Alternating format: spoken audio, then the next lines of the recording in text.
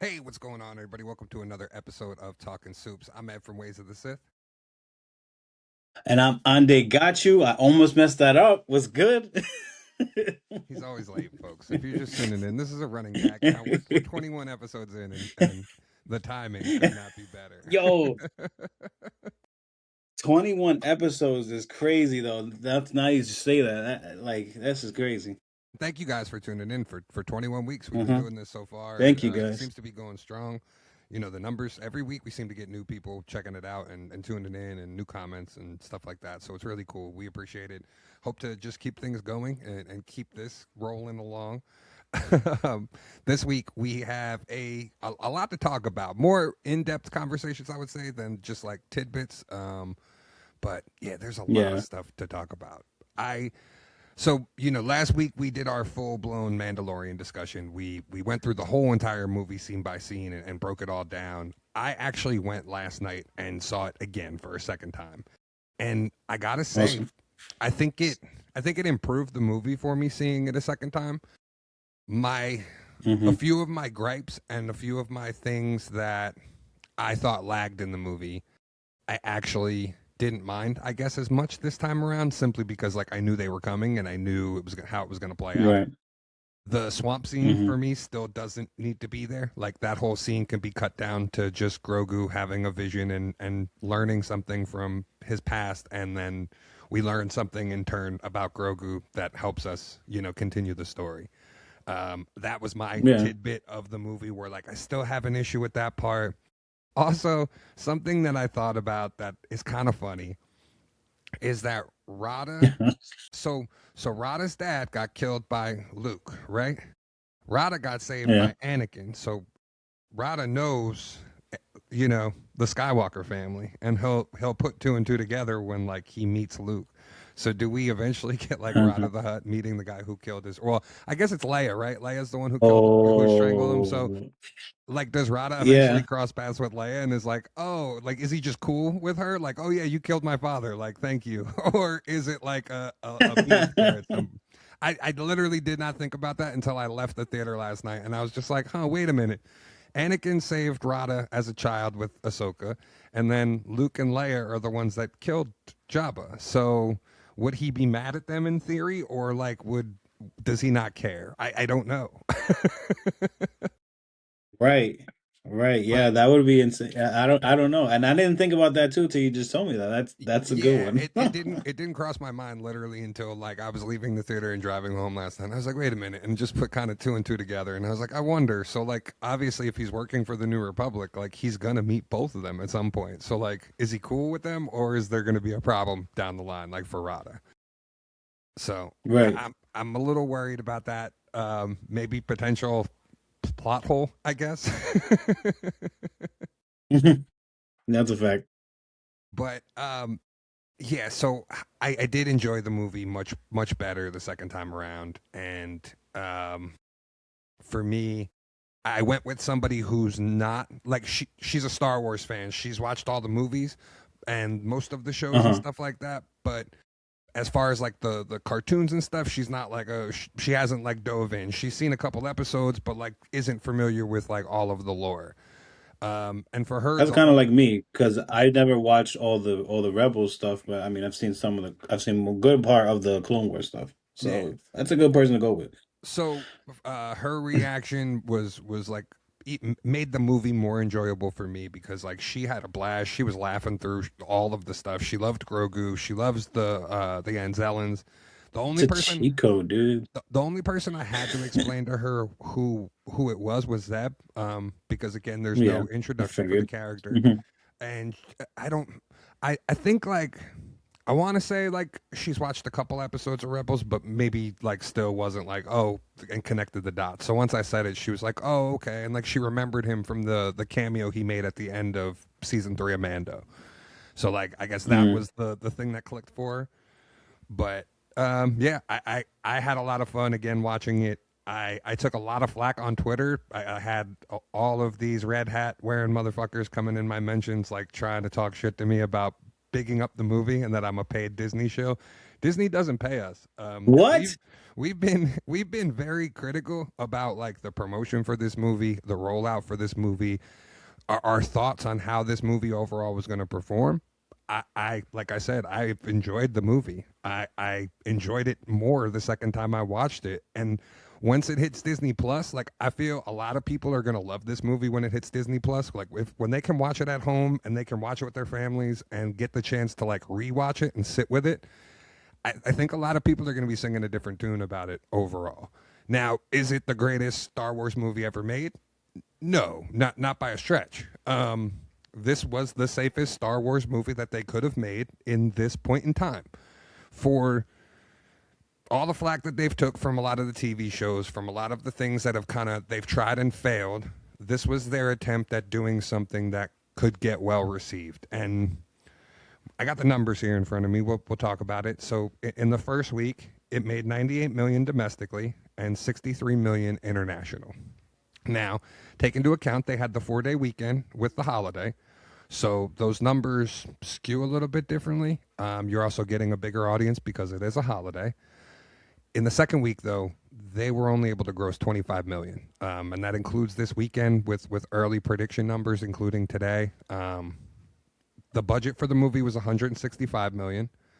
They made that back So too. they made that back, Hmm.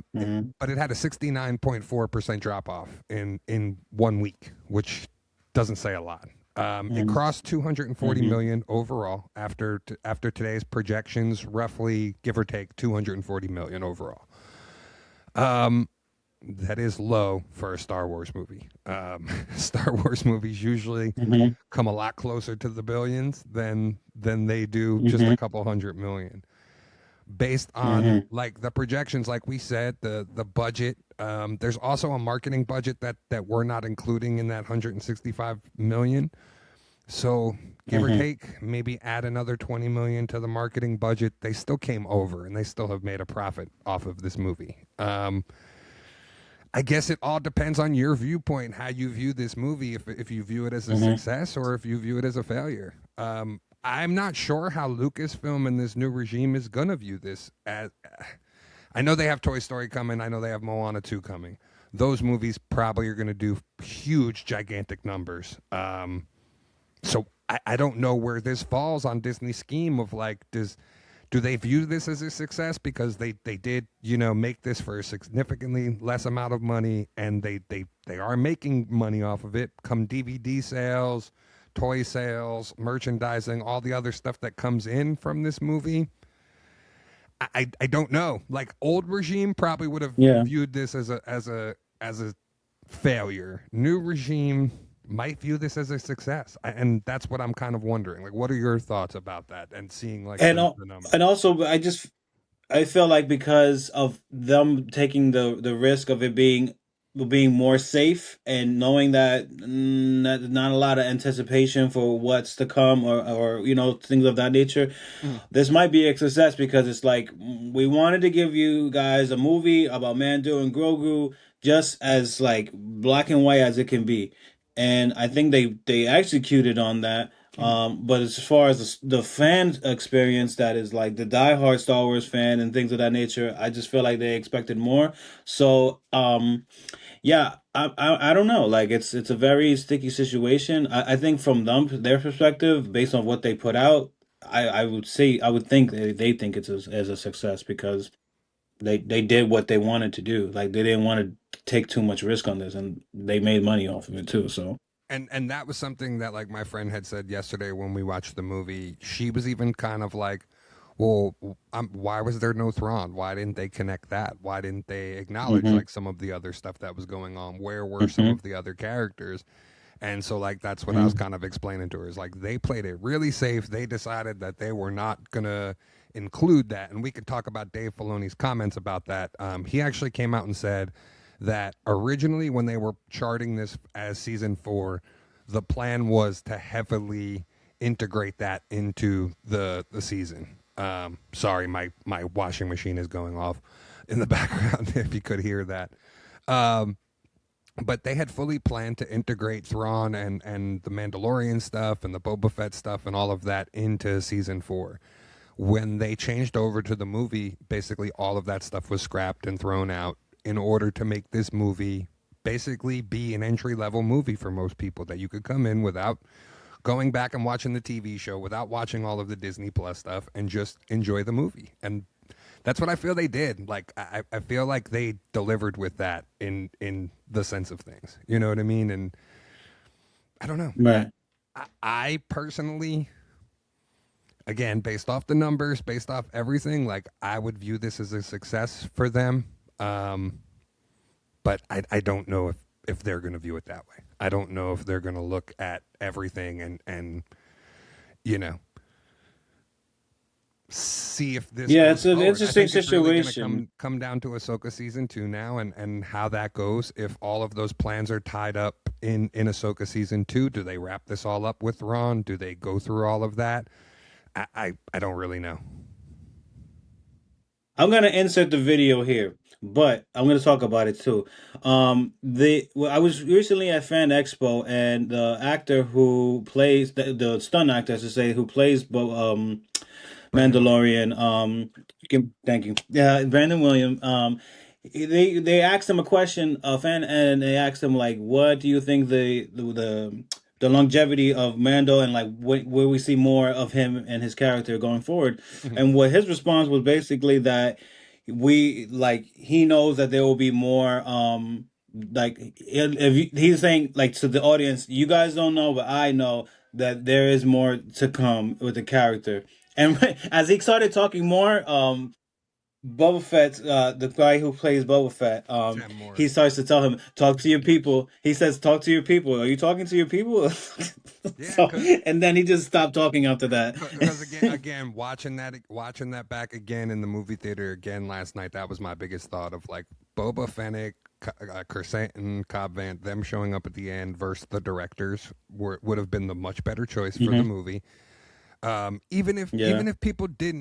even if people hadn't watched Book of Boba Fett, they would have saw the Slave One, they would have saw Boba Fett, and they would have known who he was. It wouldn't have mattered. You can ask questions about who are the other people in the ship, or what's this other two ships that are with him with these other characters. But you go back and watch Boba then after you watch this. It's that wouldn't have been a big deal to me. Hmm. I really Hmm. watching it back last night. My gripe with Sigourney Weaver really, I think, it got a little worse because it does seem like she's just kind of walking her way through the whole movie. Like there's no emotion on her face. There's Hmm.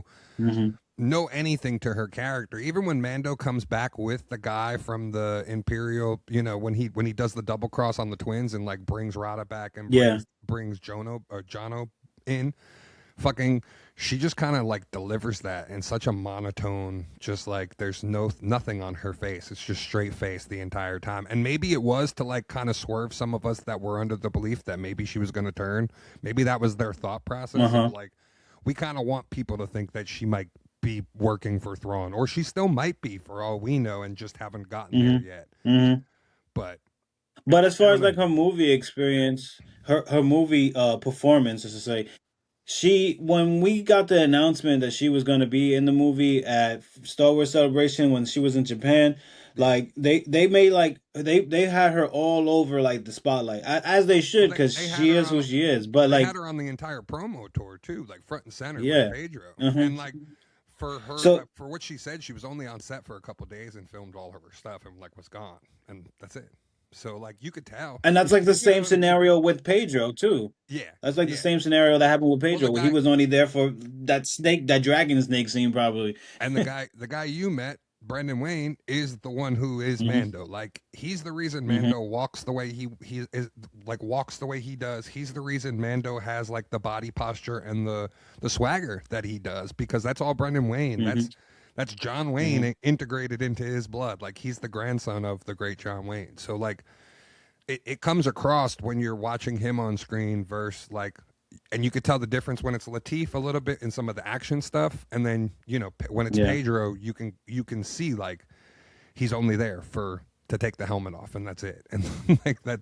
Mm. So a lot of credit is owed to Brendan Wayne. I'm glad that him and Latif both got top billing along with Pedro in the movie. Like they're the top three billings in the movie, and then everybody else falls underneath. Um, my friend was wondering. She's like, "Who is Jeremy Allen White playing?" And then when we got to it, and she was like, Oh my "Oh, God. yeah, this is great." So yeah, I had a great time. I really enjoyed it. I think she did too. So like for me, that just made it even better. Like watching and like I kept like looking over to see like her reaction or and like at first we thought we were going to be the only ones in the theater when we got the tickets and like went to sit down. The guy was like, "Well, so far you got the theater to yourself," and I was like, "Oh, this will be fun because then like we could talk back and forth the whole entire time." Hmm. And there ended up being Yeah. like I think six other people that like came into the theater like right before as the movie was starting, but we still like were talking just because like they were sitting away from us, so it didn't really matter. Yeah. Hmm.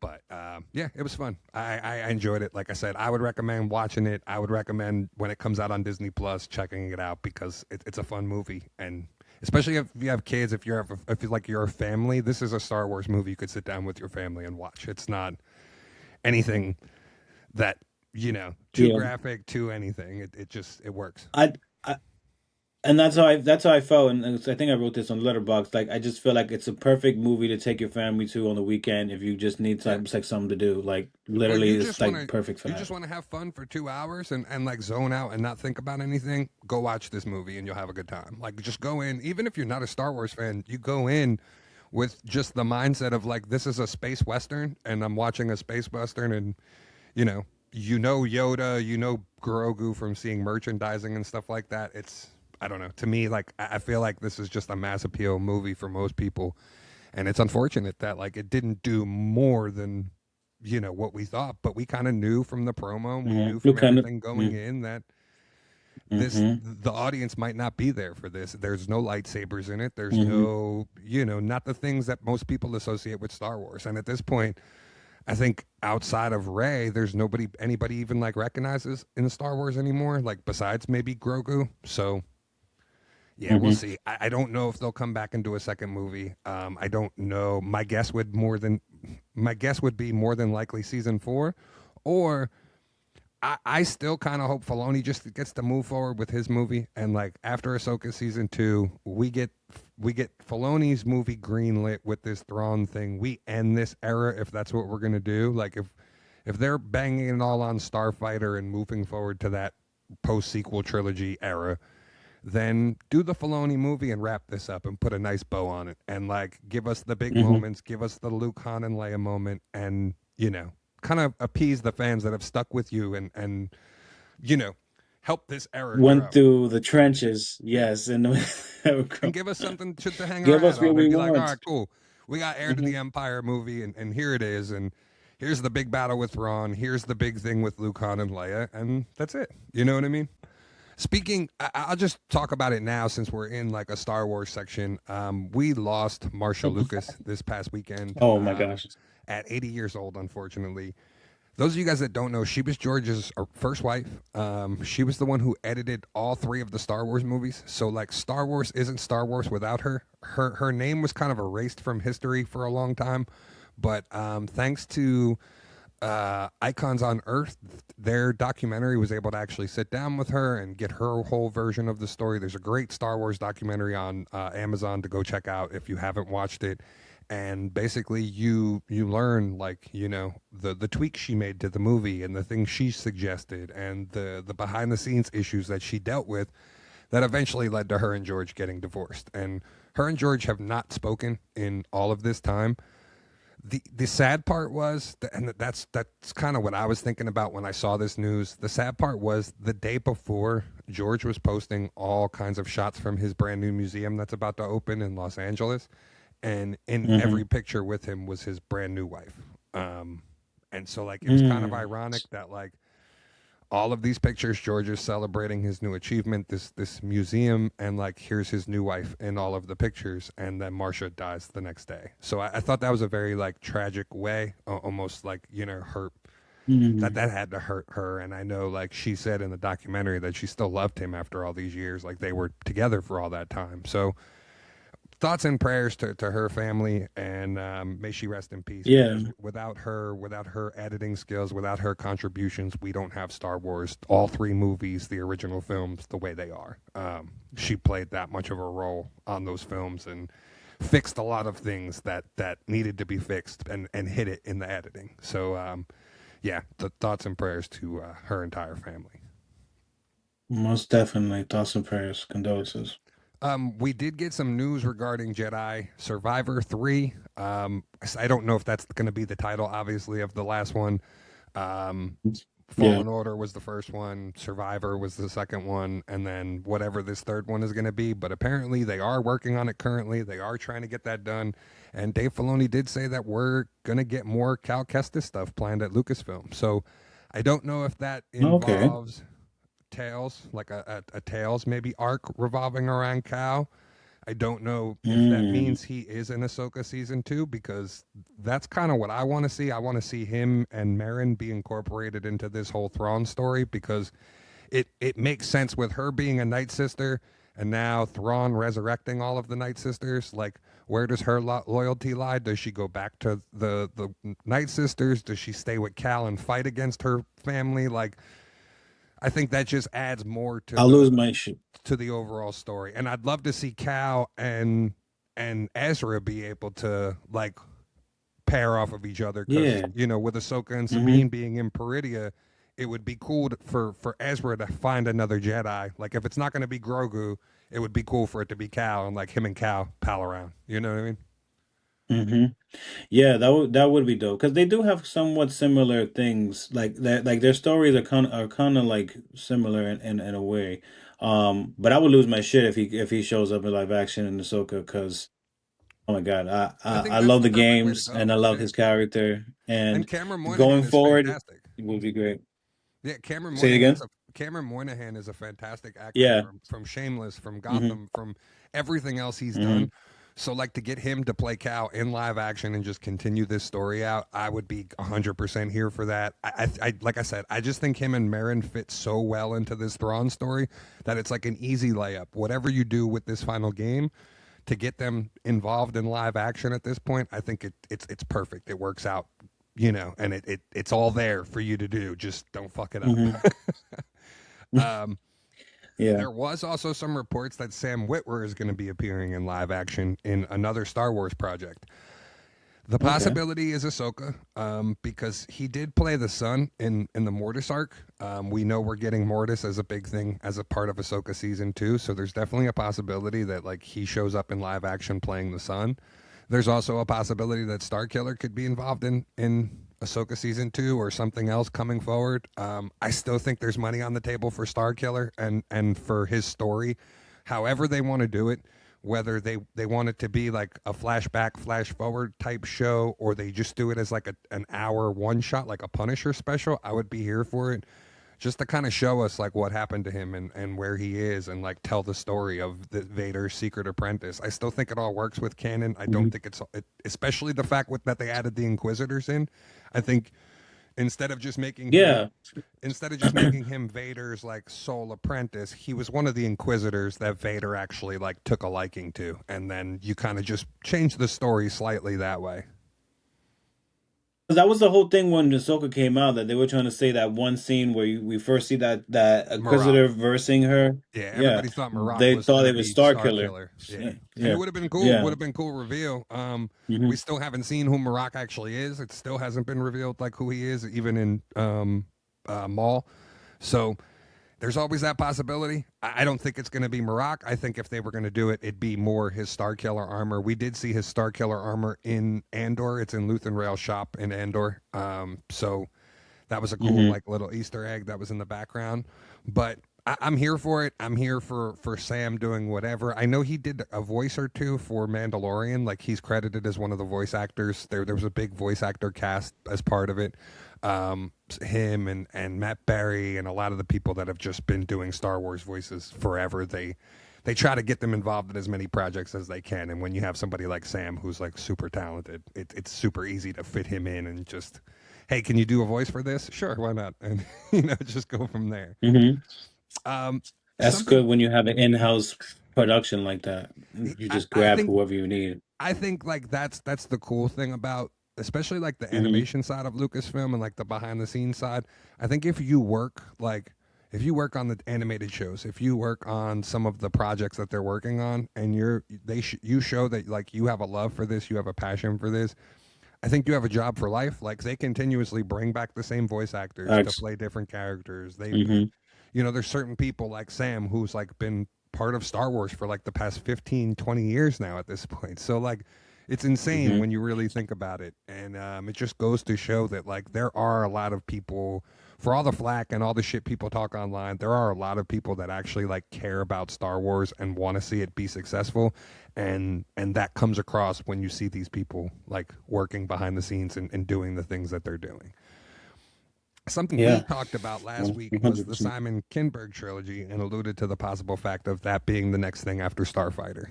It's been something that has Hmm. been in the works for the past couple of years. It's just we haven't really gotten a lot of movement on it. It's just that we knew these movies were being written after all the Ray stuff kind of fell through. Now it seems that after we talked about it, I'm not going to say that we're the ones who broke the story, but I didn't hear anybody else talking about this until we speculated about it. And then a couple days later, after our podcast came out, I saw all these outlets like running with the story that Kinberg's trilogy is episodes 10, 10, 11, and 12. And I do think that is the fact.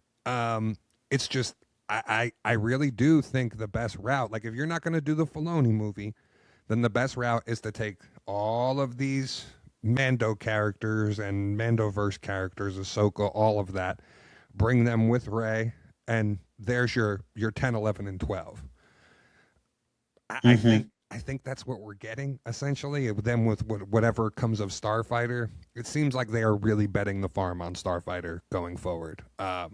So it's going to For be sure. interesting to see And Star Wars Celebration this year and what they actually announce and if they're going to come out and reveal all this, if they're going to, like we were saying, the only things on the table for this next year is Ahsoka season 2, Starfighter movie, and Maul season 2. That's all we have that we know is coming.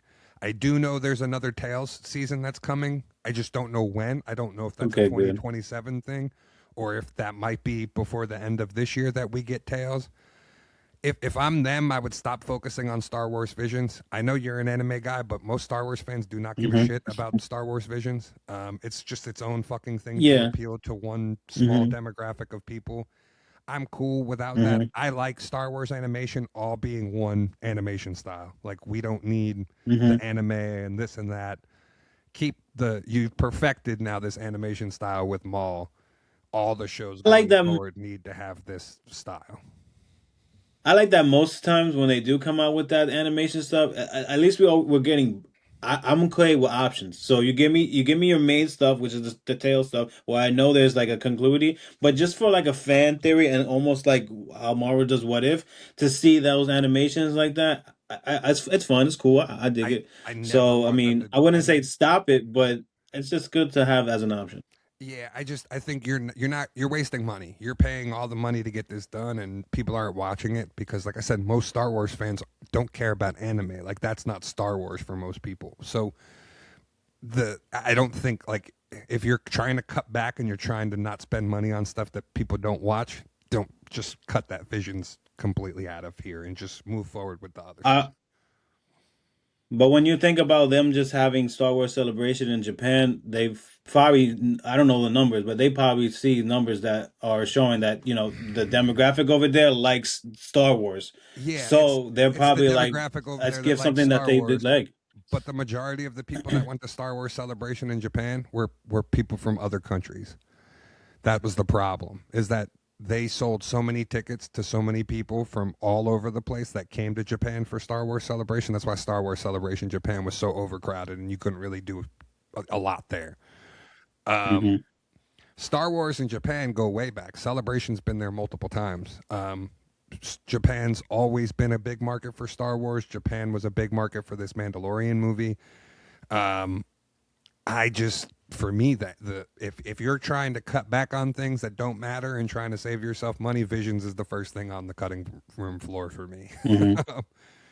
Oh, I well, they gave us, at this point now, because they already gave 2 seasons of it. I think I've seen everything I wanted to It's see out of enough. it. So Yeah, yeah, you don't need it. definitely. It's enough. And Hmm. and I never want to see Hmm. them do a Star Wars what if show. Like never, Hmm. never.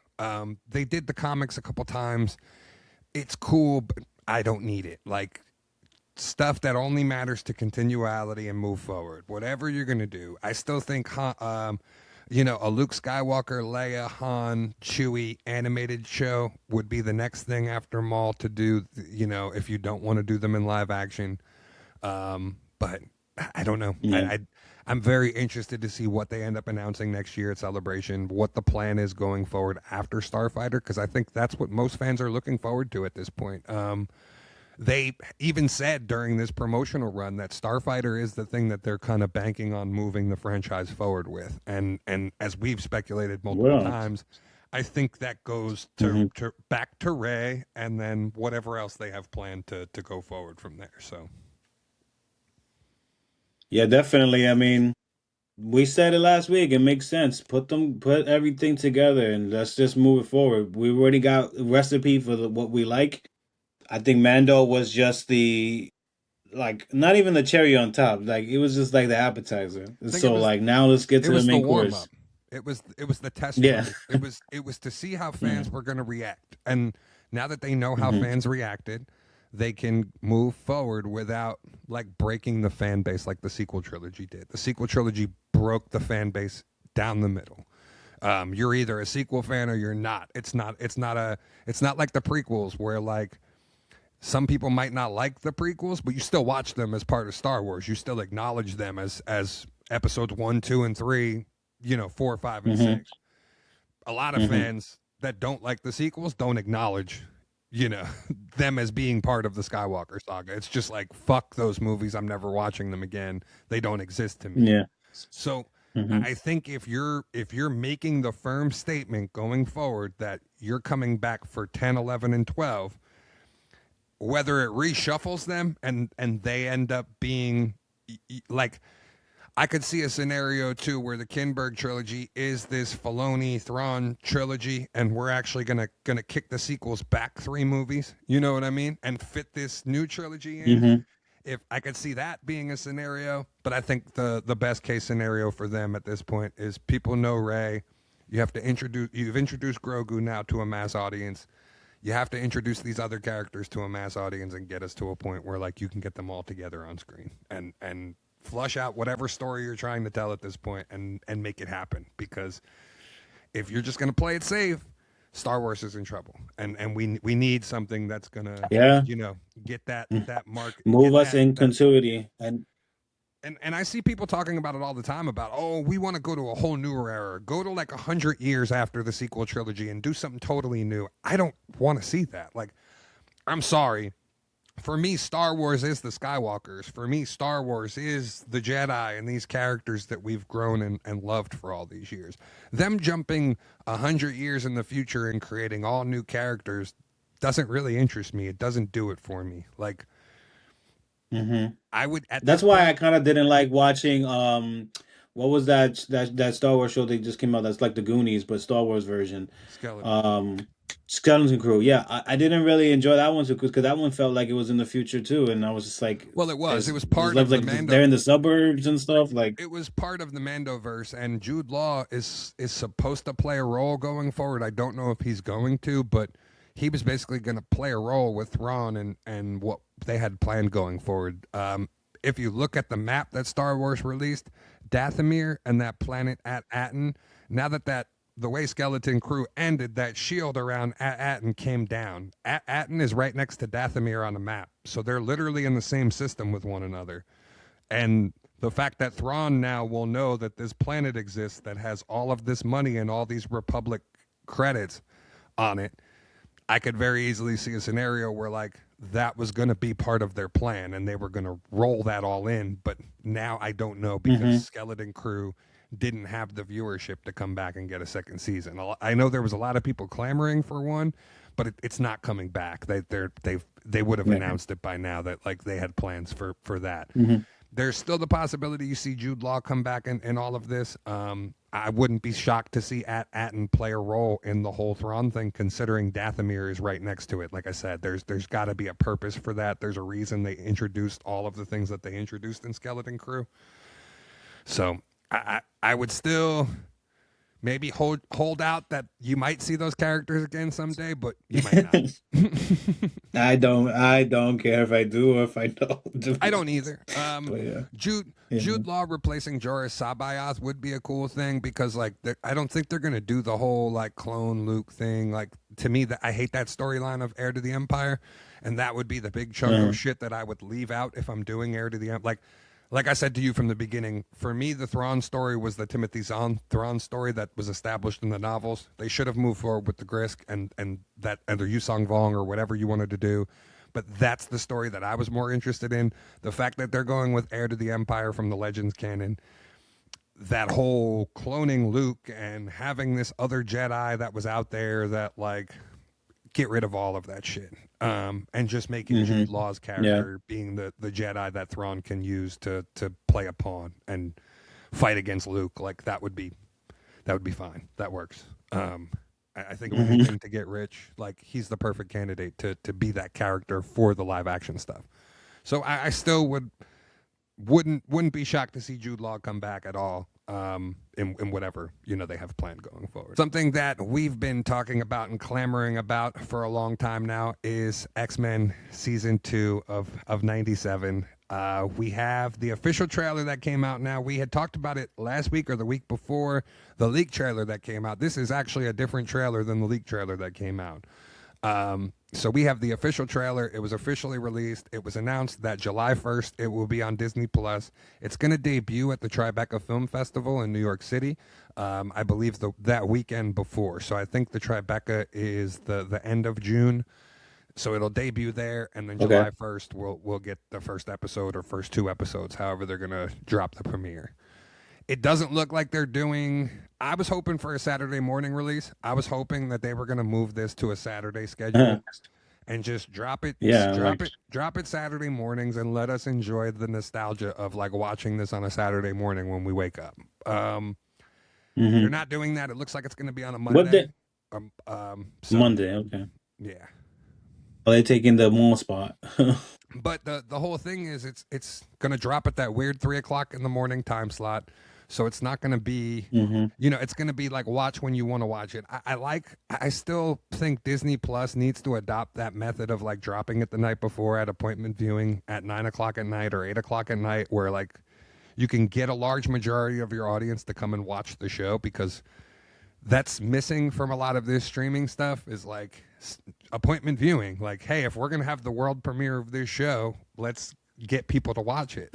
And to me, that's something that Mm-hmm. they do that like is just a miss for me, that I would like to see them adapt Mm-hmm. differently. They only do it when it comes to certain shows, and then like it almost like bites them in the ass. Like they did it for Daredevil, but then they only did I it was the gonna first say they Daredevil.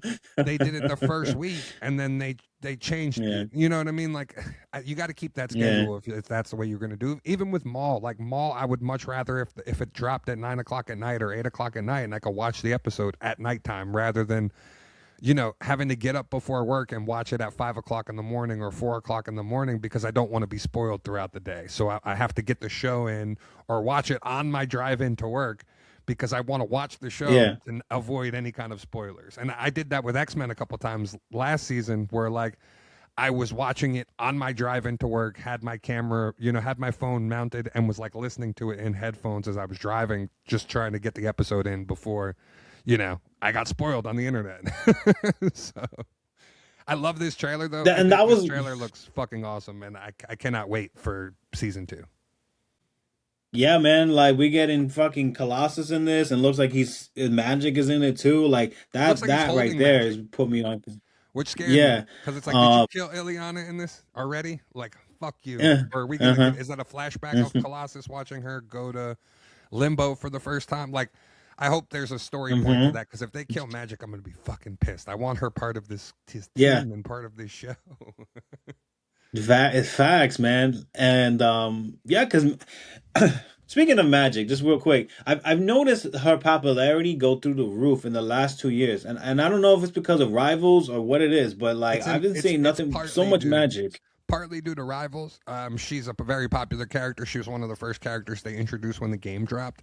But Right. Ileana's become a popular character just in comics alone. Like, she's front and center X-Men team since probably I would say like the last 8 years, 9 years, like where her popularity has Hmm. skyrocketed to where like she's on the main X-Men team every book. Yeah, So I know she had a lot to do with X-Force too, so that's awesome that she's getting more popularity like that. she's part of Um, like the New Mutants and then like the Claremont era. Her story is really important and big during the Claremont era. Like that's when she ends up dying as like a younger kid when she's part of the New Mutants team, and then ends up kind of going through limbo, going through that whole story, and then becoming the character that she is now. So to mhm. me, that's the really cool part about her, and I think that's why people connect to her is because all the things she's endured, the story, just the fact that it's a kick-ass female, and like the way she's being written now in the comics, she's the Bash brother with Juggernaut essentially. Um, Oh wow. Something was going on where we were lagging on our end. So there will be an edit here on the video and the audio section. But yeah, Magic's popularity in the last couple years has really grown, and she's been a main focal point of the X-Men team, which has been so cool. I personally love her as a character. I want to see her in live action. I would love to see Anya Taylor-Joy come back and play her again. So the fact that she's a part of this Oh my season is God, really right? cool. Yeah. The fact that Polaris is getting top billing front and center is is, Oh, is huge for me. yeah. It looks like there's going to be a Huh? huge arc with her going throughout this whole season and like being the daughter of Magneto, dealing with her father, dealing with the past. There's a great shot of her coming back into the X Mansion and looking at the photos that are on the counter. And there's a photo of her, Jean, and Storm all together from like the original team, which is really cool. And there's a photo of her and Bobby together, which goes back to the original series of her and Bobby Hmm. dating at one point and Bobby being in love with her. I don't know if Bobby's going to be in this show or not. I don't know if they're going to end up making him gay like he is in the comics. But the fact that they're showing the picture and having that storyline be, kind of referenced again is really cool for me. I love that when I saw that in the trailer. Yeah, I don't know. I don't remember if I remember seeing him in that picture in the last season Mm. where they showed all the X-Men that were alive, but I don't remember if he had like if he was shaded or it was not shaded where if to incline that He's he was alive or not. he's not shown on any of the But I team do remember seeing rosters. his name. Yeah, he's not shown in any of the team shots that like we've seen that have leaked so far. So that leads me to believe that they probably didn't have him come back, which is kind of bum because I love that Angel's part of this season, but the fact that Bobby should have been kind of part of this too would have been a lot more fun, especially with the Lorna storyline. Hmm. But I love that Hmm. it looks like she's going from X Factor to being part of like the modern day team to eventually being part of like the Morrison iteration of the team later on at the end of this season because she's one of the people in the Morrison suits with Rogue and Jean and Cyclops. So the final shot though of Apocalypse like through past, present, and future, and then you get all of the squads and all of the teams like kind of arriving is really cool. I love the shot of Jean Jean being behind Scott and Jean's using her powers to telepathically make Yeah, Logan claws. I love that. I thought that was such a yeah. fucking cool shot because that is from the Morrison era. And Frank Quietly, which I love that issue when she does that. But yeah, I'm here for it. I cannot wait. I love that we're getting Quentin Quire and Monet too. We talked about that last week or the week before. Cable being a big part of this season again, which is going to be fucking awesome. Bishop, Right. Jubilee, Hmm. Sunspot, like yeah, I'm here for it all. I am, I guess, yeah, I'm really interested to see how they're going to do this dynamic and how they're going to tell multiple stories through different things. If they're going to focus on certain teams for certain episodes and or like jump back and forth, like we're going to get an episode in the past, an episode in the present, an episode in the future, or if we're going to get like jumping around as we're watching each episode. Hmm. Yeah, yeah. It's gonna be interesting for sure. I can't wait. Yeah, like it's like we said, like with the Polaris thing, I'm glad that we're finally getting her in this because in this with Magneto in conjunction with them being main characters because that live action show that they did where she was in it, I don't really think that we got to see that The in Gifted? dynamic. So I You're feel talking like about The Gifted? yeah, the That's gifted. that's not a fucking Right. X Men Hmm. show. That's a weird Yeah. Fox era X-Men show when Yeah. Marvel wasn't trying to use the X-Men. So don't ever acknowledge any Hmm. of the characters from that. That is not canon X-Men. But But you know what yeah, I mean. Like yeah. I know she was. They were trying to show her off, but yeah. I wouldn't be shocked to see Magneto die in this season either, and like her having to deal with that and like kind of take his place on the team. That could be a scenario like that I could very easily see them doing. And her having to deal with like maybe not getting to confront Magneto or not getting to have that actual conversation with him. I love that she's going to be a big part of this. I really love all the other characters that they have in, and I'm very interested to see, like we talked about it, if it's going to be Betsy or Kawanin as Psylocke, and it looks like they are going to play the Archangel love story like between the two of them. It's just I don't know which one they're actually going to use. Like in the comics, it's Betsy, but they're both technically in the body. I want to say season one canon was that it's Kawanin, not Betsy, as Psylocke, and Betsy's Captain Britain. But I don't know. We'll see what Hmm. they end up doing when the show rolls around. Yeah. So another show that did come out this week was Spider-Man Noir with Nicolas Cage. I I've only Yes. gotten to watch the first episode so far. You've gotten through a couple more Um. episodes than me. But Yeah, I've only got to four. So early. yeah. So are you watching it in black and white or are you watching it in color? That's I guess my first So question. my method. Yeah, my method is I started with black and white, so then I'm doing every other episode the other one. So Oh, it's you're black and switching white back and color, black and forth. white color. That's got to be a weird Yeah. viewing experience. I'm watching it in color. It I'm one of is the a weird. weird viewing experience. So I'm one of the weird people that like even Werewolf by Night. I know everybody loves it in black and white. I like watching the colored version of Werewolf by Night. There's just something about it that makes it a much more appealing movie for me.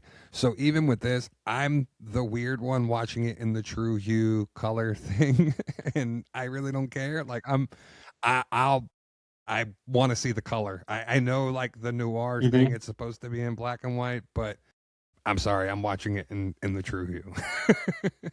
I will say though, like doing this method that I'm doing, you definitely get a different feeling from both of them. And the with black and white, you definitely get more of I think like dialogue emotion because you're focused. You can't see the color, so you really can't see like their facial expressions that well. But you can understand where they're coming from, and the dialogue just sounds a lot more clearer, and it does make it feel like almost like horror-y in a way, like Yeah. because it's in black and Yeah. white. Where in color, it just makes it feel a lot more modern. Like I just feel like I'm watching like any other show that I would be watching right now. And so I just think the black and white is a way more special way of watching it. But the Yeah, lighting and in that's both the is way just it's so great, intended to. amazing.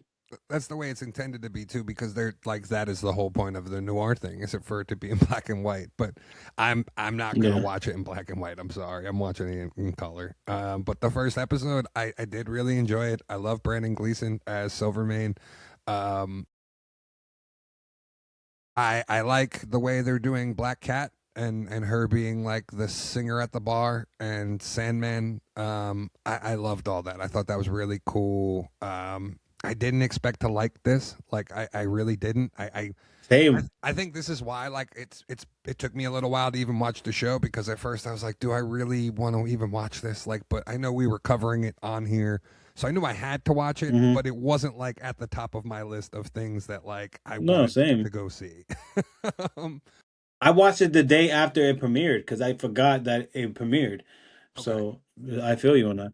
Yeah, I literally waited until like last night and this morning to like start putting it on and checking it out. And like I said, I was only able to get through the first episode because I just had a lot of stuff going on this weekend. So I'll definitely Yeah, no, continue to it's a watch it and give my thoughts next week on like what I thought of the whole show, because I'll probably be able to finish it this week. But yeah, so far I thought the first episode was good. If going off that, so it's so far it's been really good. It gives me a like weirdly enough, it gives me a like it could be a daytime TV show almost in the same aspect of like when Buffy and like Xena was out yeah, and during that time period. Like I feel like they like this is that type of show and they would merge together if they were in the same TV slot it's definitely schedule got that wise. vibe. Yeah. Um yeah. And just so I'm on episode 4, and just the character developments and the different like other characters that they involve in this. I just like seeing it in a new perspective, and just New takes on it's the almost like characters that same too. effect, like new takes on the characters, seeing characters that you know, and you're like, oh, that's this Yeah, guy, because you just know their name, and you're like it's just dope to watch in that sense. And not for nothing, Nicolas Cage is doing a good, hell of a job being Spider-Man New York. Although playing none of Ben this too, takes not is even in Peter. continuation with yeah, I know Ben.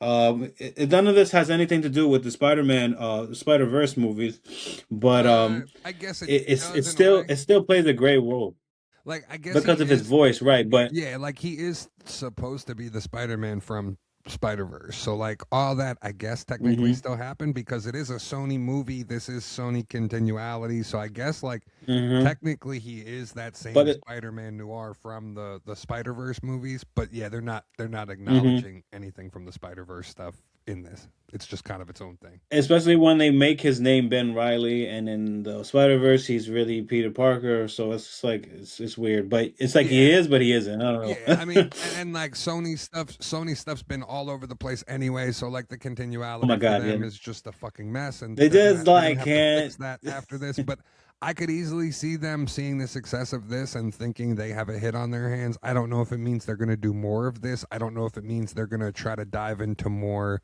other Spider-Man characters that they can use.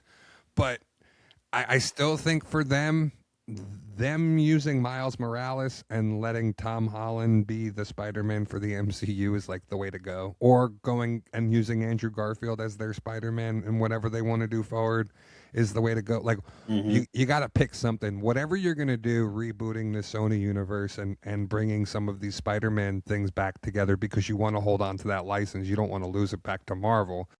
You got to have a Spider-Man in this stuff. You can't do what you did with Yeah, Craven and Madam Web and all of this stuff where like you're doing a Spider-Man movie without Spider-Man in it. That doesn't work. You got to you got to figure they it got to out. do the thing that Star Wars just did and take the risk and probably make a movie that is so basic in the with a Spider-Man and in the Spider-Man universe, and Not even just see that. where Like it goes, because you we need something. you got to figure out what you want to do and where you want to go with it. And there's ways of like there's tons of Spider-Man characters. There's Ben Riley. There's all kinds of different iterations of Spider-Man that you can use. So whatever you're gonna do, just figure it out and go from there. And like, yeah, pull the trigger, like Ande said. Like you don't want to wait. You don't want to like give us more shit without Spider-Man being involved. I would even be here for like you. I know we like ended Venom, but you could always bring Tom Hardy back for Venom 4 with Spider-Man in it, and there we go. Like easy way to kind of fix everything. I don't know. And like you said, the Garfield is probably your favorite. And I was watching an He's the interview one that for works. before this, Yeah, and Nicolas Cage said it himself. Like, I that's my favorite one out of like the three that we've gotten already. So it was yeah. like, Sony, hello, you just took a chance on this guy, take a chance It's on the Andrew now. Like, let's get it it's not going. even it's not even that like so I guess maybe out of the three he might be my favorite, but I do really like Tom Holland as Peter. But my whole thing is like Peter's the MCU Spider-Man. So if you want to differentiate yourself and still do whatever stories you want to do in order to hold on to this license and do all of that stuff, then yeah, just do it with a Spider-Man. Bring a Spider-Man into your movies and call it a fucking day. And now you have hmm yours and Marvel has theirs, and we can just move forward with all of that. You know what I'm saying?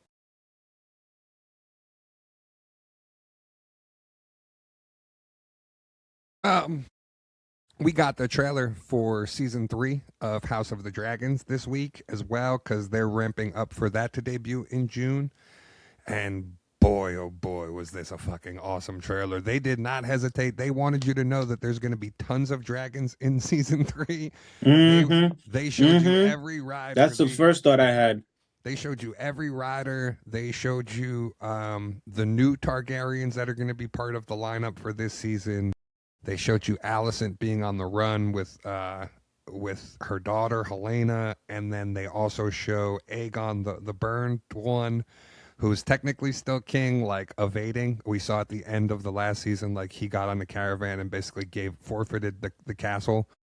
All of that storyline is going to play in very, very big into this next season. All I can say is buckle up if you're a fan of this show and do not know what's going to happen, because the Dance of Dragons continues and there's going to be a lot of You can casualties never this trust a season. Targaryen because Well, they always got something up their sleeve. So well, the whole thing is this is Targaryens versus Targaryens. So this is basically how we get to the Mad King. This is how we get to what we're seeing in Duncan Egg. This is all of that kind of wrapped up, which is really cool. This this yeah, season man. this season in particularly really affects Duncan Egg for next season and kind of shows us the bloodline that's on the throne during this time period for Duncan Egg, and we saw it in the first season with Balin Hmm. and the bastard kids that have the brown hair. So it's gonna be fun. It's gonna be a lot of fun. Matt Smith, I guarantee, will probably be the breakout star of this second season or of this third season. If if Yeah, they do this right, his storyline and One Eye Aegon the that lost his eye, they're the ones that they're the one or Aemon, yeah, Aemon. They're gonna I be need him dead. they're the main storyline this year, I think, and I think unless they save that for next season, I don't think they will. But that whole storyline and the things that go back and forth with them that lead to like their eventual duel is fucking sick, and the way that all transpires is like some anime shit. So I'm looking forward to it. I'm really Ah, looking forward to seeing how they're gonna pull it off. no way! You just teased me like that, dude. Like, let's go. Yeah, that is it's one of the most epic things in the books when you read it. And it's the way it's done and executed just like visually when you're reading it. So like I can't wait to see how they pull it off like on screen. You know what I mean? And actually show it to you. And so it should be fun. We also got introduced to the other Targaryen who has her ship. I forget what it's called. The bitch something. The it's like the craziest name, and What? they were all What? like yeah, it's her ship. She's a captain of a ship, and it's called like the something bitch or the bitch something.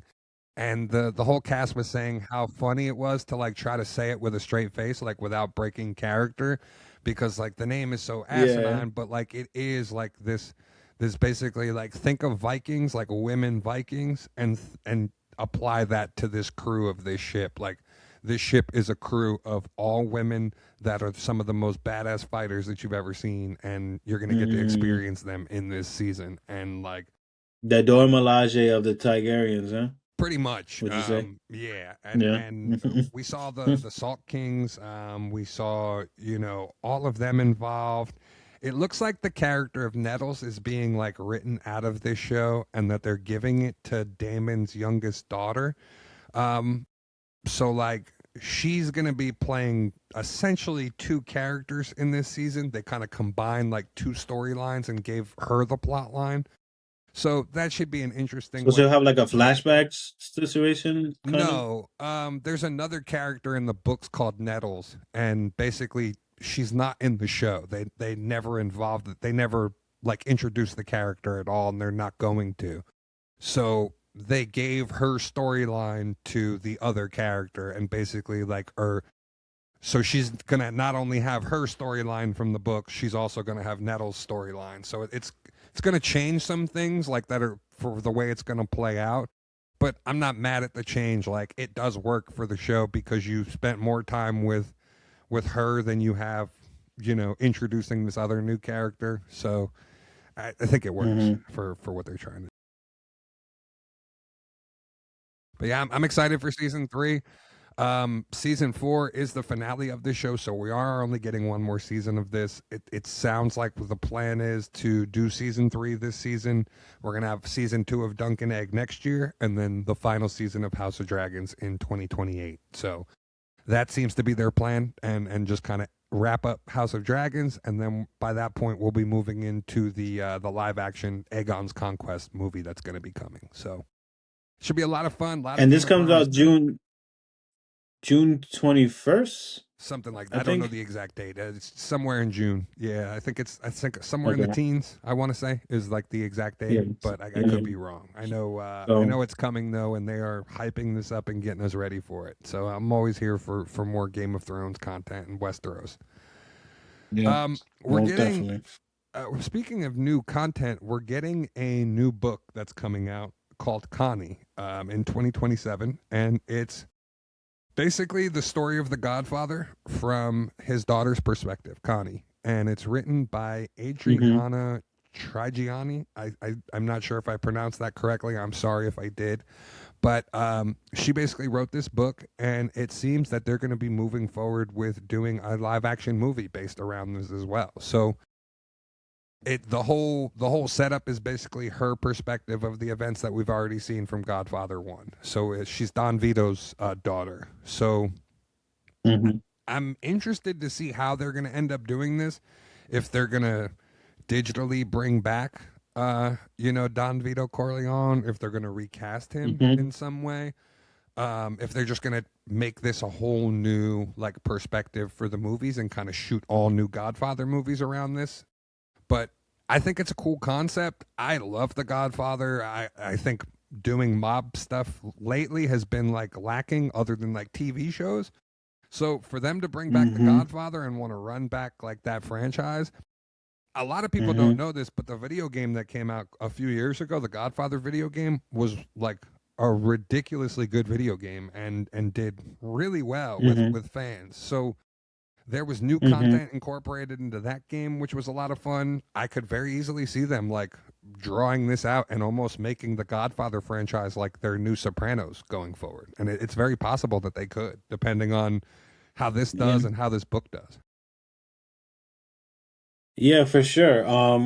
With the Connie, the book is already out, or No, is the book comes that out in coming out and then they're gonna 2027. do it? Okay. Okay. The book's already Now, done. because It's my already question in was like, publication. what? It's getting ready to be put out, but it's a 2027 release. So, but they're already in talks now currently to develop it as a script to pitch as a movie. So if we did get it as a movie, it probably wouldn't be Yeah, till take it all the way. 2028, 2029. But they're already working on it and putting it together to try to get this rolling. So I'm here for it. Like I said, I'm here for more Godfather stuff, especially this different concept and seeing it from somebody else's perspective. Somebody who's involved in all of it, but then is also outside of it because she's a female, and having a female write the female's perspective, I think it's going to be pretty cool. Yeah. All right. Yeah, I can't wait. We need more mob stuff. I mean, we haven't had anything good. I mean, we had bits and pieces from what's my boy from Daredevil Gandolfini, did. Yeah. Is that him? Oh, Gary, is that his name? Gary? Gandolfini, yeah. Yeah. So him, what he did in the well, no, that was for Sopranos, the prequel for that, and then what he did in Daredevil too, a little bit, but Yeah. we just haven't really got anything real like that. So this would There's be there's definitely tons something of good. mob shows. Speaking of mob shows, Tom Hardy just got fired off of his mob show with Pierce Brosnan and Helen Mirren. Um, Yeah, I was just about to say that. It's crazy. Mobland or whatever it was called. Yeah, he basically It got was fired. like Gangs of London or something like that. No, that's not what it's called. It's That's Mobland, not I that think. one? I think it's called Mobland. But he got fired from the show Okay. basically for showing up late and trying to rewrite different parts. The director had enough of the shit and just basically got rid of him. So I don't know what's going to happen with that show going forward or if that's going to move forward. But that was more based around like Irish gangs and like stuff like that. Hmm. So it'll be interesting to see. I'm here for more Godfather content. I'm looking forward to checking out the book when it comes out, and then hopefully watching as this gets developed into a movie or a TV show. Yeah, for sure. Supergirl is tracking now to get released. I believe end of June, July is the release for Supergirl. The tracking for this is looking Mhm. at 60 mil opening. So that would make it less than Black Adam and less than the Marvels if that stands. Now, I have seen the Supergirl figures starting to hit. I have seen a lot of production Yes. stuff for Supergirl starting to come out. They've really pushed the trailers. The DC Showcase podcast just came back, which is a great podcast to check out. Friend of the show, Coy Jandro, is one of the hosts of that. And they just had Millie Alcock on in their debut episode. So that was really cool to see them sit down. Him and Frankie basically interviewed her and you know talked about the movie. You could tell that it was shot a while ago. Like this was a production shot interview that was done probably a couple months ago, and then is just airing now because some of the timeline stuff that Coy had mentioned in the interview. But Hmm. they're ramping this up. They're trying to get people excited for Supergirl, and I don't necessarily know if it's landing the way like they want it to. I still think had you been doing this as like a HBO Max movie or like a one shot, like if this was like Punisher, where like, hey, Supergirl's just coming to HBO Max and we're doing like an hour long special about Kara, I think it would do better. Hmm. I don't know. This could surprise me. I love the story of Woman of Tomorrow. The Tom King book is phenomenal. I don't know how it's going to transition to a main screen audience because Supergirl's essentially like a C D level character. She's not like an A or B level DC character in the scheme of things. Yeah. Now DC Yeah. is going to be rolling out their Summer of Supergirl special, which I think comes out in 2 weeks or 3 weeks. Um, they're going hard with the What is rollout. that? They're going to be tying in the Summer of Supergirl special. Uh-huh. It's a Supergirl book that they're doing that ties in with the movie that's set in the actual DC Oh. continuity. So it's a whole one shot special that's going to be basically promo for the movie. Lobo has a story that ties in with that. That's actually going to tie in. You're going to see the so there you're going to read the story in the Supergirl special, and then if you go read the Lobo series, you can read the same story from his perspective versus Kara's perspective. So I thought that was a cool like addition to this. But Belen Ortega is drawing it. She's a fantastic artist. She's one of the most talented artists that DC has. So I'm really looking forward to seeing her artwork in that. They're really going to ramp this Hmm. up. We have Lanterns coming shortly after that in August. So DC's got to do something here to really get the hype up, and I don't know if people are there for it. Yeah. Uh, as someone of the people, I recently saw the popcorn bucket for the movie, and I seen the Lobo one. I mean, it's cool to see Lobo on the bike, but they opened up the popcorn bucket, and they showed the amount of popcorn that goes in that Lobo thing, and I'm just like, this shit better be $25 because if it's more than that, that's insane. So Well, the it's a cool problem bucket, but they got to do more. the problem with Jason Momoa as Lobo is he's not the villain of this movie. He's only in this movie for a short amount of time. Like Lobo's not even in the Woman of Tomorrow Supergirl story. This is just an addition that they're doing to include somebody else into this movie because the villain is not a big DC villain. It's just a character that's like insequential in the scheme of things. So I think And even I think from that's my like problem with this movie is them yeah, not yeah. having a And legitimate. even There's no Brainiac introduction in this. There might be. Maybe there's some threads that yeah, I was gonna lead say you to Man of Tomorrow, but I don't know.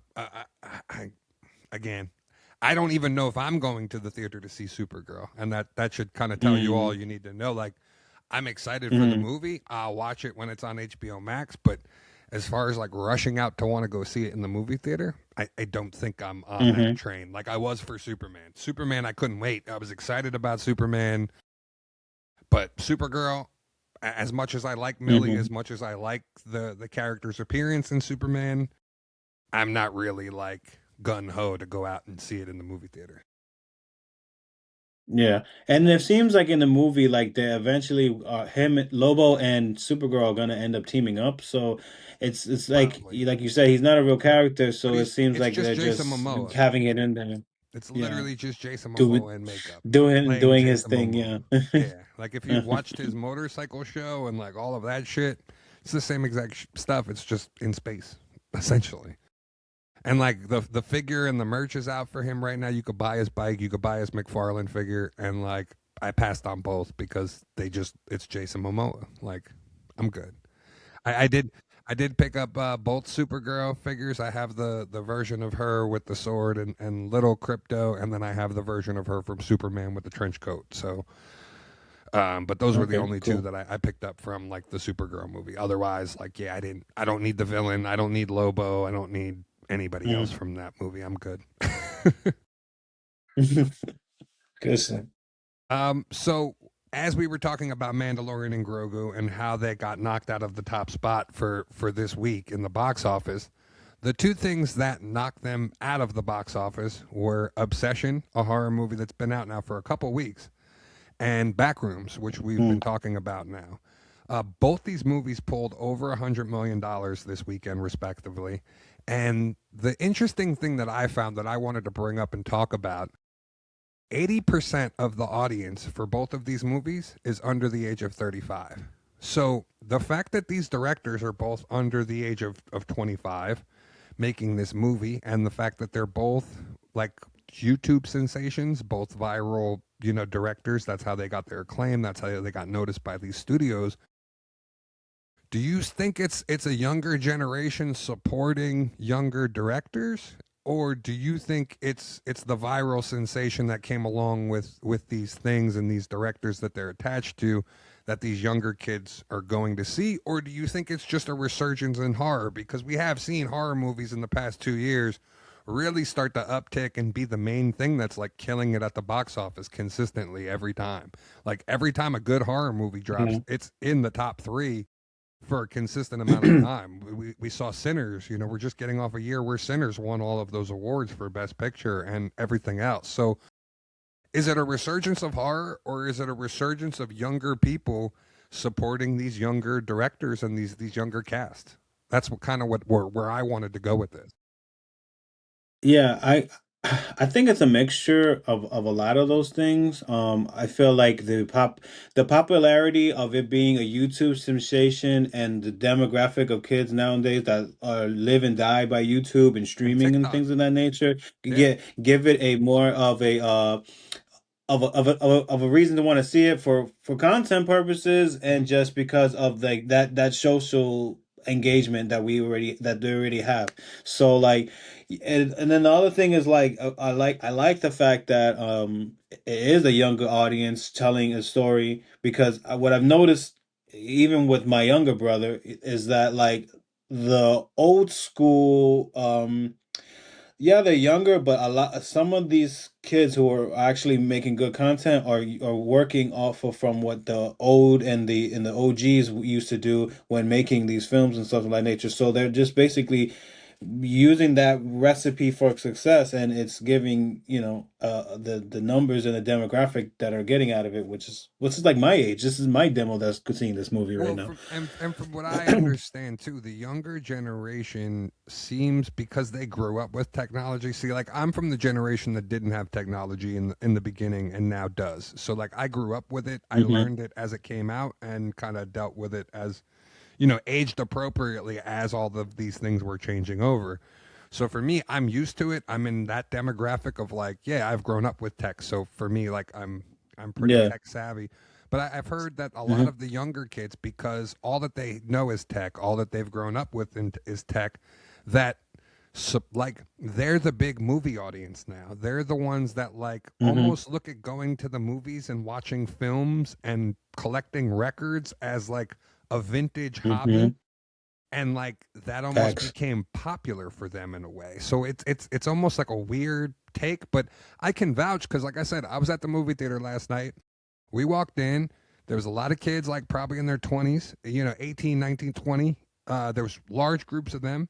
None of them went to go see Mandalorian and Grogu. And like we were both laughing about that in the movie theater of like all of those kids were probably here to see either Obsession or Backrooms, and we were there at like 10 o'clock at night Hmm. watching it was like a late night showings, and this place was packed for both of those movies. So Hmm.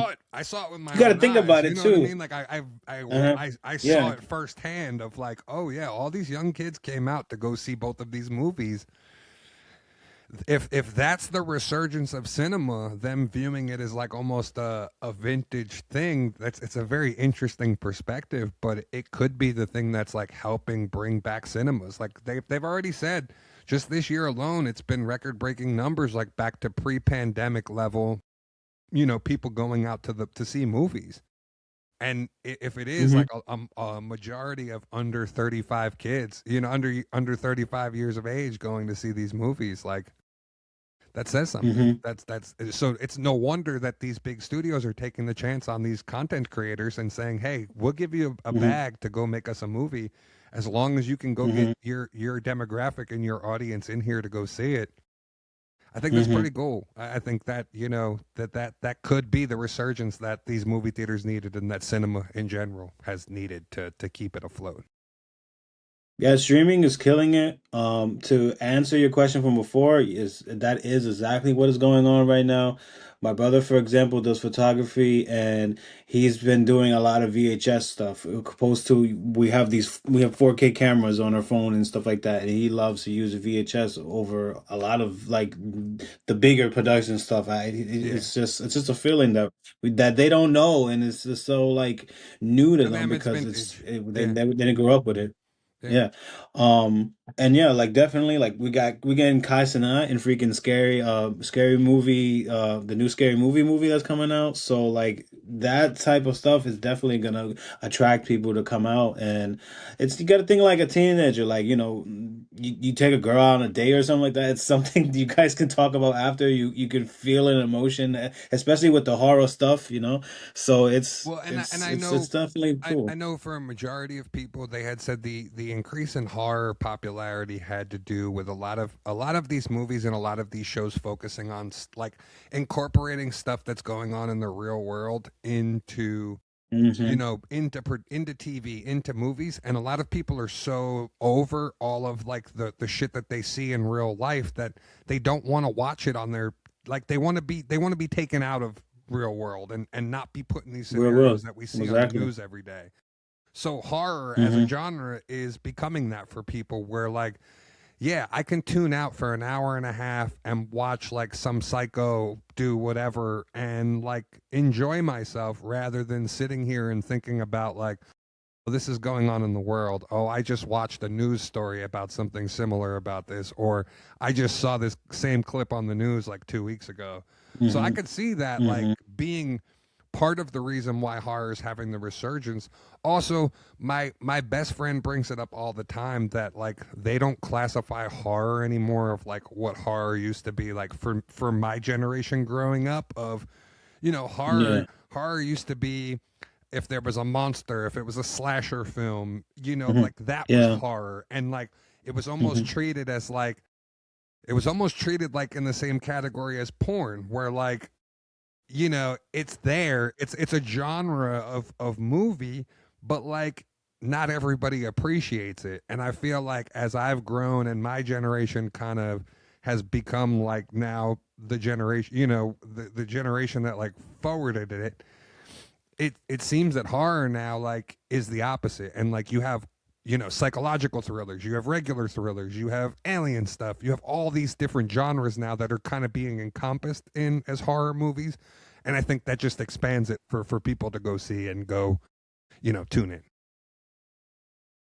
Yeah. 1000%. So I am interested to see like what Obsession and Backrooms end up doing overall. I'm looking forward to checking them out. I've heard nothing but good things about Obsession. Like all the reviews are positive for it. It looks like a cool Yeah. movie. So I'm definitely going to check that out when it hits streaming. Backrooms I'll definitely check out when it hits streaming. But I'm probably Yeah. not going to be hitting out to the theater to see either one of them. In all honesty.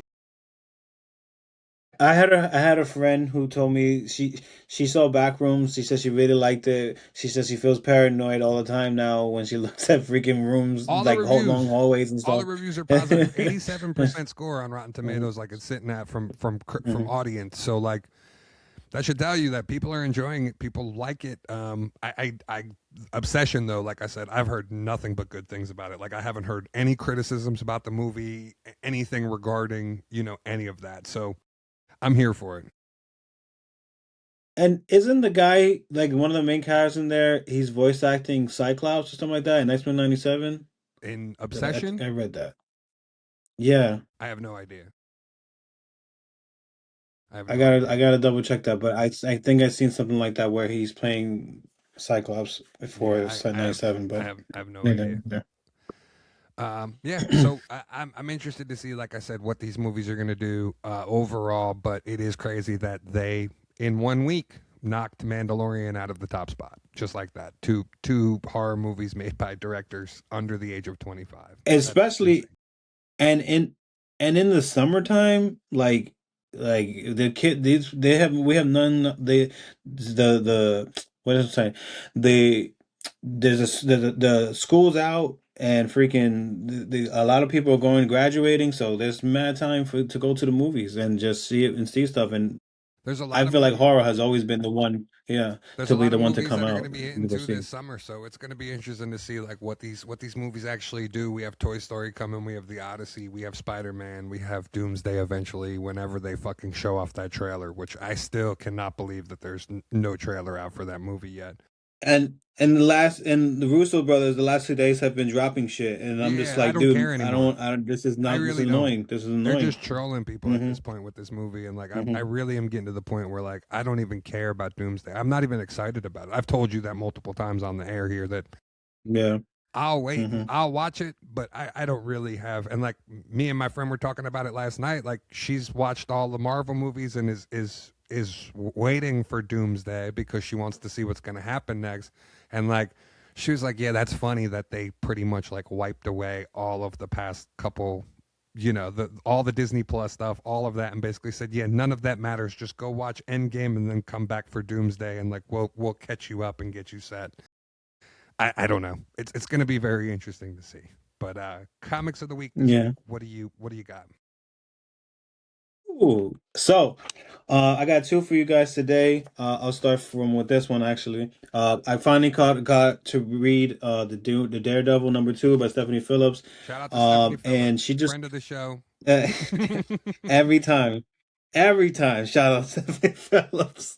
Um, and Bruce, Matt is going through like trying to figure out who the killer was that he had seen in the last issue. We get the appearance of Owl in this. And then also they start mentioning like Mr. Fantastic and stuff like that in here. And then at the end of this, we get the reveal of Spider-Man being introduced. So it's gonna be interesting to see what we do with #2. I mean #3, and yeah, with the story going forward. So overall, I've been loving this. This is a great read. And then my second one is the Deathstroke Terminator. It's been really great. What was that? I said okay. Yeah, no, that's I Oh, read it. I oh, just okay. it's not in my pile, but it was a good one this week. It's continuing the story. I'm liking what Tony Fleeks is doing. Yeah, yeah. Yeah, and plus I'm not the biggest Deathstroke person, so learning so much about him in this and how fucked up his life is really insane. And he's just the action in this and the rawness and the reveal at the end of this is just also very interesting. And yeah, it's gonna this is I've been thoroughly enjoying this. I'm not gonna lie. Yeah, it's been a surprise for me, honestly. There are some new things coming out this month. We have Absolute Catwoman coming. We have Barbara Gordon Breakout. Well, that did just come out, the first issue. But yeah, it's going to be interesting to see like where they're going with a lot of these DC things. The fact that we're getting Static now in Titans, like we talked about last week, that's going to be a big Hmm. deal. So they're moving forward. There is kind of a little thing going on where people are kind of trying to boycott DC because they're saying that there's not enough diversity main title books going on currently. I would argue that there's a lot of diverse characters in all of the books going on currently for DC. But I see your points and I understand like where they're coming from on wanting books that are just solely featured on different minority characters. So Hmm. um, I'm a big component of Ollie's. I always talk about going there and finding books. So I did go yesterday and found quite a good amount of new DC stuff. I was able to get Chip Zdarsky's Batman Failsafe. So his run of Batman is really great. The Failsafe story is really awesome. So I was able to pick up this Nice. trade. Um, shout out to Teenie Howard and Blake Howard. This is their Punchline book that pretty much all about Alexis K and Punchline, Joker's new girlfriend in the comics. So this compiles Hmm. like a bunch of their stories and their run that they did. I have the other two Punchline books, so it was nice to like add this to the collection and just continue. And then the cool thing was sometimes they get omnibuses in. So normally these are like $150 books. This is the entire run of the New 52 Wonder Woman by Brian Azzarello. And it was a $30 book at Ollie's. So cannot beat that. I Wow, love it. So yeah, I'm looking forward to checking these out and that's a reading them. steal, dude. I have a lot of this in single issues. Some of the Wonder Woman, I think like the first 10 issues when it came out, I was like checking it out during New 52, but I'm glad to have like the whole omnibus of it and to have. I love Teeny. I always love her work. So to find this and to get the Chip Zdarsky Batman failsafe was really cool. But my comics of the week, first thing I wanted to talk about was Batman Hush. Now, this is Mm. not this is not a book I'm going to recommend to people. This is not a book I'm going to tell people to go out and pick up. It's actually quite the opposite. We've waited nearly 6 months for this final issue. This issue with Jeff Loeb and Jim Lee returning back to the Hush universe. This storyline has gone on for over a year. This was supposed to wrap up the previous Batman run to get us to the current Matt Fraction run. Halfway through, once they realized that they couldn't meet the deadline for the schedule, they decided to make this a non-continuality book anymore. So now this book, just throw it all out because it doesn't fucking matter. When they started doing this book, I already knew that they were kind of disregarding the last 20 years of Batman and just continuing this Hush story from the last Hush story book. Like basically Hush happened and then Hmm. this happened after it, and everything else that happened in Batman for the last 20 years didn't matter. Well, this book doesn't matter. This was the worst Batman book I've ever read in all seriousness. It's just a jumbled mess of shit and trying to play off the old nostalgia of Hush, and I thought it was fucking awful. I was so mad when I read it. The way they depict Jason Todd in this, of me, Jason defense I was about to attorney. say, so that's the real problem. They do some weird shit where like Jason's crying about Hush and like more concerned about him and just fucking stupid. The book ends with like Bruce being thrown in a Lazarus pit and then making out with Talia at the end of the issue, only to set up Hush 2 Part 2. So this isn't even the fucking finale of this story. Now they're coming back to do Hush 2 Part 2. Fuck you. I'm out on this. Matt Fraction's run is so much Hey. better. Just continue to fucking read that and disregard all of this Jeff Loeb shit. I don't need you to come back and write Batman ever again.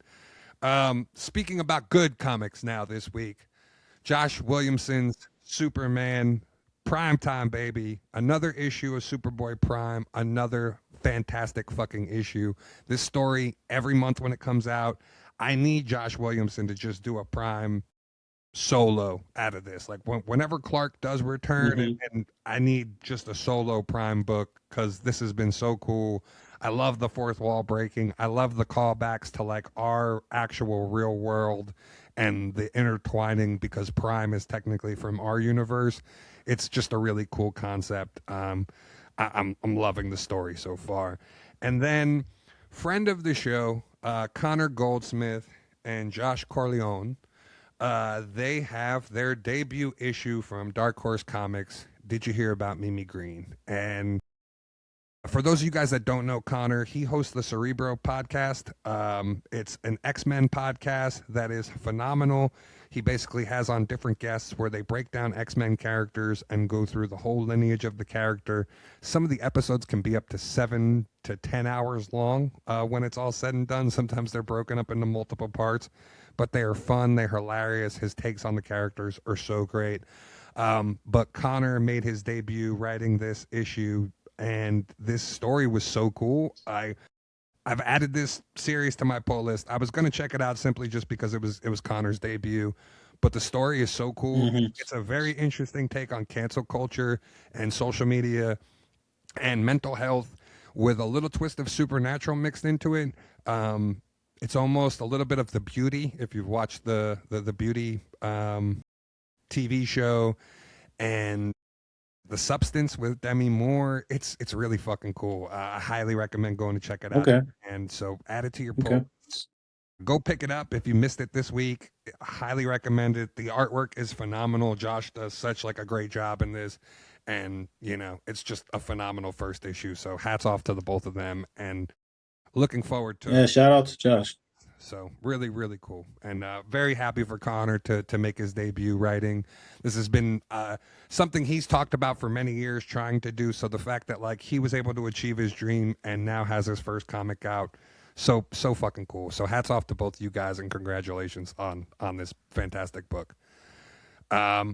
You have anything that you're watching this week besides Spider-Man Noir? No, but I'm sorry, but we gotta say this. Go New York, go New York, go. My Knicks are going to the finals. So it's gonna be a very exciting week this coming week. So Yeah, we'll see what let's happens. go. We'll see what happens. I'm pulling for him. I'm an East Coast guy. I don't really care about sports, so for me, yeah, I'd be happy if they won. It'd be crazy around here if they did. So yeah, hats off to them. Hopefully they could pull it off. Hmm. Outside of Spider-Man Noir, I don't really have anything else that I'm watching this week. There might be some new stuff on Netflix that I haven't just haven't had time to check out. So Spider-Man Noir is on my watch list this week. And outside of Hmm. that, I'll probably have a bunch of stuff that I'll end up catching up on this week and getting through. So we could talk about that more so, I guess, next week. But otherwise, Yeah, for sure. that'll do it for today's episode of Talking Soups. Thank you guys so much for tuning in and joining us. Please make sure to subscribe, follow us, give us a review if you can on Apple Podcasts and Spotify. We are going to be able to have the option to upload the video onto Apple Podcasts now. So you're going to have the option to either watch the podcast or listen to the audio. So giving you guys what we can. We still haven't figured out how to do it out on Spotify yet, but Apple is giving us the option immediately now that it's being rolled out. So that's really cool.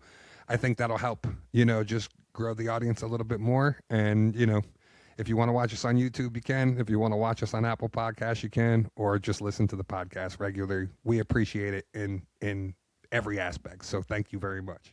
Yeah, what all the support is greatly appreciated. I just want to also say anybody that I spoke to at the Fan Expo this weekend in Philly, it was a great time.